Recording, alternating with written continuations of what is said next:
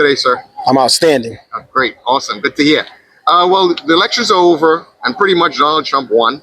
So, what do you think? You think Donald Trump is going to be good for New York and America? What's your opinion? All I can say is right now, you better just batten down the hatches and prepare for this because it's about to get rough. I mean, who's to say based on what happened on the last his last term and stuff? I mean, who knows what we're about to go into? And we're about to be in some unforeseen things, circumstances that this country is about to get into.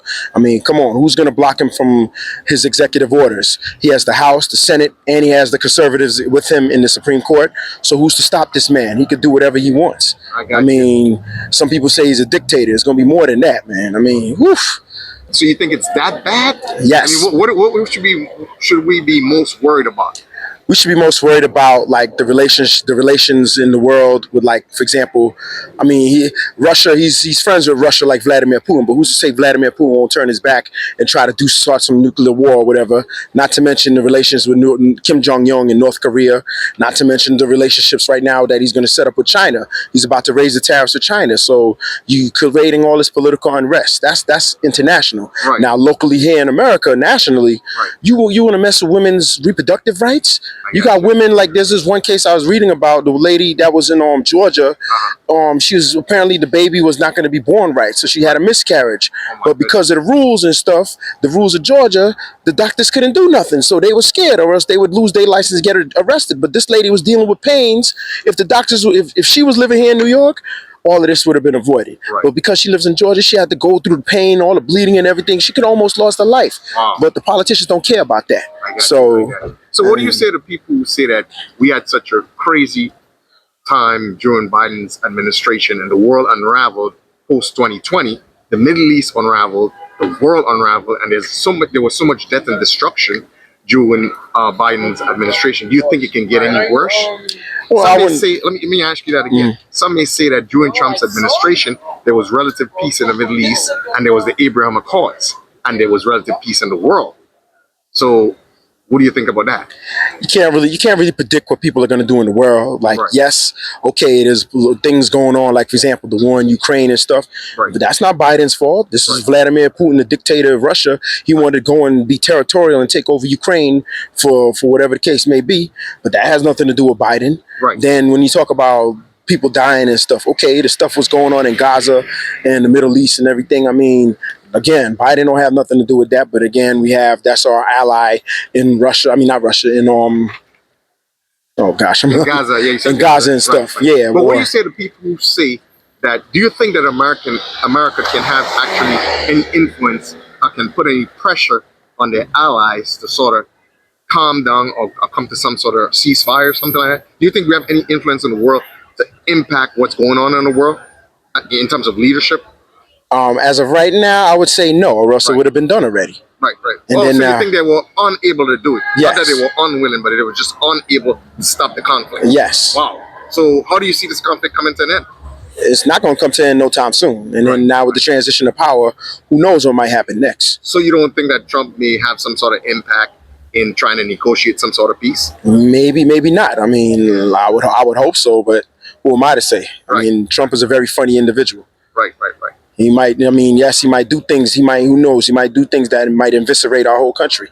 Well, wait, slow down. Hope that doesn't happen. Well, so what do you say to people who say, okay, everybody's concerned about mass deportations?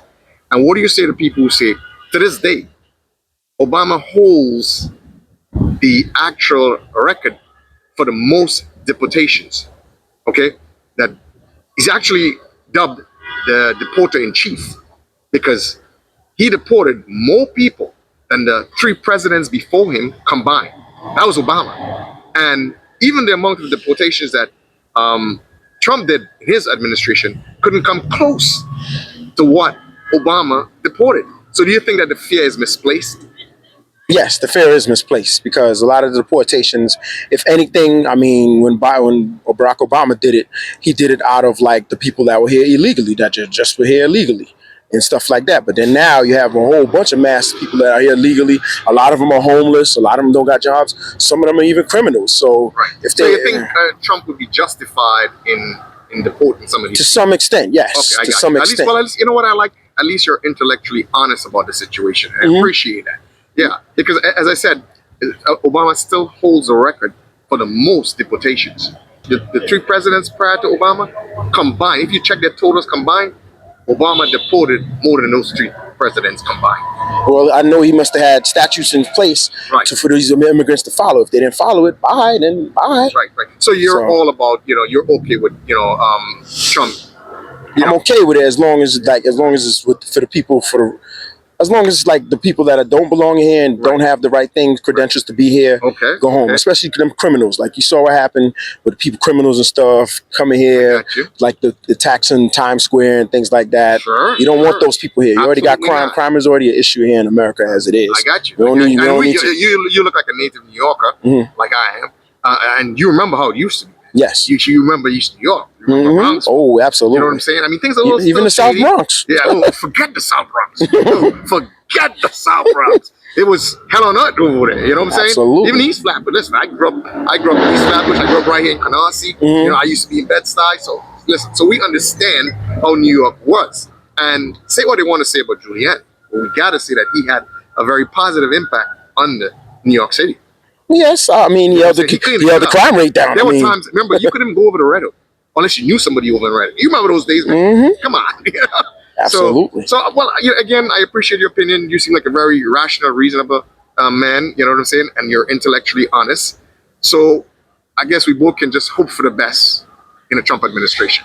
We'll see. I just think, I really think that, we stand a good chance under the Trump administration. Looking at his history, the economy was booming under, at least prior to COVID.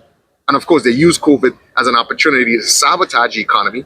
You know what I'm saying? So let's see what happens. I'm willing to give him a chance. Well, you don't got no choice. So come January 20th, it ain't up to you. People already he swung the 7 swing states during this election, which surprised me. That though? How do you explain that loss?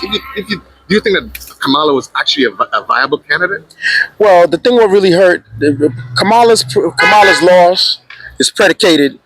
Kamala's loss is predicated, I would say, on the fact that she's the current vice president under the Biden administration. Right. So people take that as a negative connotation for her running as a president. You was the vice president under Biden, and now you want to run under his administration. Right. So people might look at that, and then Trump used that to his advantage. So he used that to his advantage, and he ran with it. Yep. So and all his Republican Party members who supported him during this election and everything else, they ran with it. So that's how he was able to get those swing states. So you figure she was screwed from the get-go? Yes. Yeah. Yeah. Wow. Yes. I mean, $1 billion, bro. She spent $1 billion in a campaign, that's amazing. Her campaign is like 20 million in the red. In debt right now. Yeah, I read about that. That's crazy, bro. That's unbelievable. I don't understand it. So what do you thought was the thing for black men that they said that a lot of black men voted more for Trump than any other Republican president? Well, I don't know. I can't really answer that because I don't know the full data. They said that, it's like he got like 20% of the black men vote, which is like the most any Republican presidential candidate has gotten. Well, I would. What do you think what do you think that really turned black men away from Kamala towards Donald Trump? I would say that, I guess because of the economy, it's a whole plethora of factors that could have done that. Maybe the economy, maybe they appeal to the working class, because a lot of the people, Trump appealed to a lot of blue collar working class people in more of the suburbs and stuff. That if you look at the election, that's where he won a majority of the votes and stuff compared to the urban areas, things like that. So that's one of the things I would look at. Yeah, but it's amazing. Initially, I can tell that you probably supported Kamala a bit, but it's just amazing how you're so intellectually honest about the whole situation. You know what I'm saying? That's amazing. You don't find that. People are like, I support this guy, and then they're not rational or reasonable about the whole thing. But you seem to be a very rational, reasonable guy. I appreciate it. Well, I read a lot and I like politics. Yeah. I see. That's the thing about it. People tend to take it for granted. The brothers don't know what's going on, but a lot of brothers out here, as they would say, as Kamala would say, in these streets, they know what's up. Yes, you know they what do. I'm saying? And they didn't fall for it. You know what I'm saying? They didn't engage in the whole identity politics thing. They didn't fall for that at all this time. Plus, sometimes when people would ask Kamala questions, or what is her plan for this? What is her plan for that? She couldn't give a clear, concise answer. Absolutely. And that too, I also think hurt her. Turned off. So? And you know what broke my heart though? Because, I grew up around a lot of, I'm Caribbean American. I can tell. Yeah, and I grew up along with real African American brothers. I went to school with them, and to me, it was like an insult to try to pretend that she was African American. You can't relate to the struggle, man. You know what I'm saying? You gotta, you have to respect African American struggle and what they've been through. You can't just come and hijack the process and think that, you can just say, I'm African American. I wouldn't dare say that. You know what I'm saying? I wouldn't dare say that because foundational born African Americans have an entirely different struggle. Absolutely. So you as a whatever, you can't. I think it's disrespectful, and I think that worked against me. You know what I'm saying? Yeah. That cost her. I mean, that could be one of the factors that cost her as well. Absolutely. I mean, you could have cleared him from that realm. I mean, she should have just said, hey, look, I'm Indo-Caribbean, East Indian background, and that's fine. And that's it. Leave it at that. You know what I'm saying? But I think it was also part of a campaign because I think the white liberals in her campaign actually told that line. You see what I'm saying? Say, make it more relatable to blacks. It's like, yeah, I'm African American. She started trying to talk like she was Southern. You know what I'm saying? The woman's just talking like she was, Northeast. You know what I'm saying? It was crazy. Well, like one person always tell me, saying less is more. Absolutely. That's what she should have did. Brother, it's amazing, man. I'm so glad I had this conversation. Not a problem. Nice meeting you, bro. Nice meeting you check it out. I'm on Anovi Global Network. Anovi Global Network. Yeah. Let me see this real quick. HO. And the reason why I know so much, I don't know if you read my shirt. Oh my God. Oh man. Well, respect you. I was just so caught up in the discussion. I didn't even. Listen, guys, respect this man right here, okay? This is a veteran. Respect this. This is his day, man. Man, hats off to you, man, and respect you, bro, man. I appreciate it, bro. I appreciate it, man. Not a problem. Now I understand why you understand so much about the world because you've been there, you've seen it, and you've fought for this country. Absolutely. You are the sort of people that, and the reason why we can sit here and enjoy what we enjoy. You know what I'm saying? Welcome, my brother, retired. Oh, he did? Yeah, he's down in Florida right now. Living down in Florida. You know what I'm saying? And my nephews right now are in the Marines. I made sure. Simplify. Yeah, I made sure I got them in. I got two nephews in the Marines right now. That's what I'm you know what I'm saying? And I got another nephew in corrections.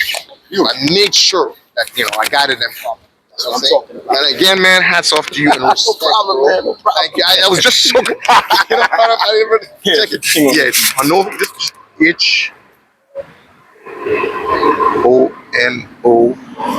HONOVI Global.